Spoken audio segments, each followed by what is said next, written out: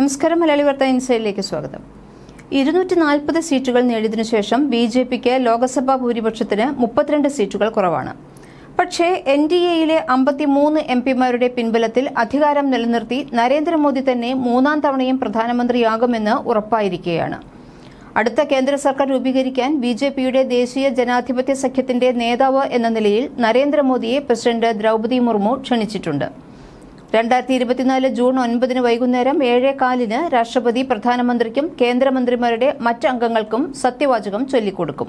പുതുതായി രൂപീകരിക്കപ്പെട്ട 18ാം ലോക്സഭയിൽ ബിജെപി നേതൃത്വത്തിലുള്ള NDA സഖ്യം ഭൂരിപക്ഷ പിന്തുണ ഉറപ്പിച്ച സാഹചര്യത്തിലാണ് MS മുർമു നരേന്ദ്രമോദിയെ സർക്കാർ രൂപീകരിക്കാൻ വിളിച്ചതെന്ന് രാഷ്ട്രപതി ഭവനിൽ നിന്നുള്ള പ്രസ്താവനയിൽ പറയുന്നു. രാഷ്ട്രപതി ഭവനിൽ നാളെ നടക്കുന്ന മൂന്നാം മോദി സർക്കാരിന്റെ സത്യപ്രതിജ്ഞാ ചടങ്ങിൽ പ്രധാന അതിഥികൾ വിദേശ നേതാക്കളാണ്.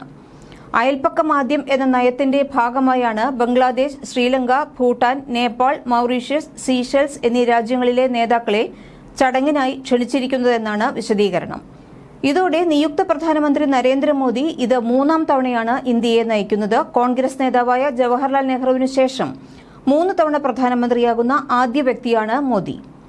ഇവർക്കൊപ്പം മാലദ്വീപ് പ്രസിഡന്റ് മുഹമ്മദ് മുയ്സു സത്യപ്രതിജ്ഞാ ചടങ്ങിന് എത്തുമെന്നാണ് പ്രതീക്ഷിക്കുന്നത്. ഇന്ത്യ മാലദ്വീപ് ഉഭയകക്ഷി ബന്ധത്തിൽ തിരിച്ചടി നേരിട്ടുവെങ്കിലും പ്രധാനമന്ത്രിയുടെ സത്യപ്രതിജ്ഞാ ചടങ്ങിൽ പങ്കെടുക്കാൻ മുയ്സു തീരുമാനിച്ചാൽ വിദേശ നേതാക്കളിൽ ഏറ്റവും ശ്രദ്ധേയമാകുന്നത് മുയ്സു തന്നെ ആയിരിക്കും.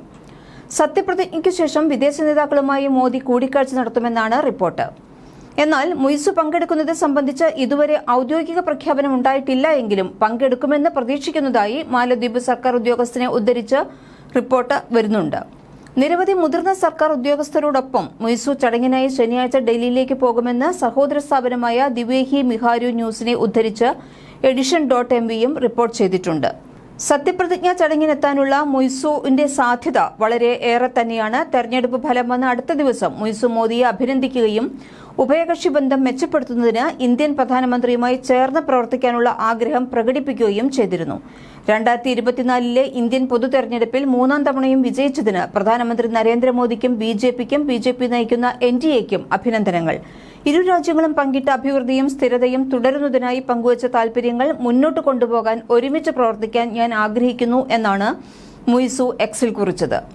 ബിജെപി പാർലമെന്ററി പാർട്ടി നേതാവായി മോദിയെ തെരഞ്ഞെടുത്തതായി കാണിച്ച് നദ്ദ രാഷ്ട്രപതിക്ക് കത്ത് നൽകി. ബിജെപിയെ പിന്തുണച്ച NDA നേതാക്കളും മുർമുവിന് കത്ത് നൽകിയിരുന്നു. നദ്ദയുടെ നേതൃത്വത്തിൽ രാജ്നാഥ് സിംഗ്, അമിത് ഷാ, അശ്വിനി വൈഷ്ണവ്, CN മഞ്ജുനാഥ്, TDP അധ്യക്ഷൻ N ചന്ദ്രബാബു നായിഡു, JDU നേതാക്കളായ നിതീഷ് കുമാർ, രാജീവ് രഞ്ജൻ സിംഗ്, സഞ്ജയ് എന്നിവരടങ്ങിയ NDA പ്രതിനിധി സംഘത്തോടൊപ്പം ഝാ, ശിവസേന നേതാവ് ഏകനാഥ് ഷിൻഡെ, JDS നേതാവ് HD കുമാരസ്വാമി, LJP RV നേതാവ് ചിരാഗ് പാസ്വാൻ, HAM-S നേതാവ് ജിതൻ റാം മാഞ്ചി, ജനസേന നേതാവ് പവൻ കല്യാൺ, NCP നേതാവ് അജിത് പവാർ, അപ്നാദൾ S നേതാവ് അനുപ്രിയ പട്ടേൽ, UPPL നേതാവ് ജോയന്ത ബസുമതരി, AGP നേതാവ് അതുൽ ബോറ, SKM നേതാവ് ഇന്ദ്രഹാങ് സുബ്ബ, SJSU നേതാക്കളായ സുദേശ് മഹത്തോ, ചന്ദ്രപ്രകാശ് ചൌധരി, RPAI-യിൽ നിന്നുള്ള രാംദാസ് അത്വാല എന്നിവരാണ് മുർമുവിനെ സന്ദർശിച്ചിരുന്നത്. മലയാളി വാർത്ത ഇൻസൈഡ്.